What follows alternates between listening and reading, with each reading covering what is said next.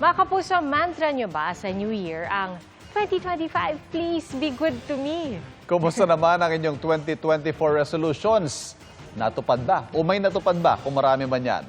Ang sagot ay ilang kapuso sa pagtutok ni Nico Wahe.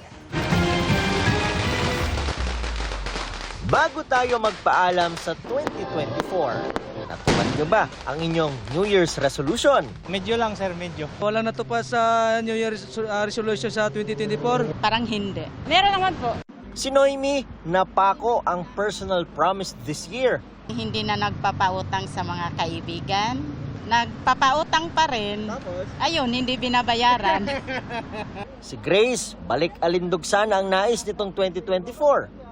Magising ng maaga, tsaka mag-diet, syempre. Ano nangyari? Wala. Ang tinderong si Jake, sinubukan daw i-claim ang gusto ngayong 2024. Pero, Walang pera. Pag may pera tayo, may resolution. kung may team sawi, meron ding team wagi.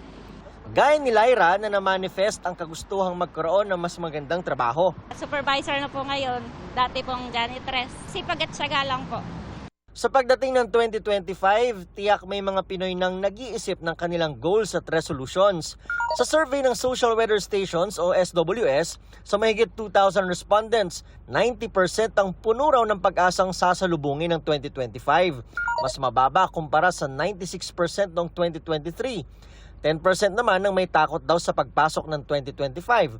Mas mataas sa 3% noong 2023. Madali lang naman sabihin gusto mong magbagong buhay tuwing lilipat ang taon.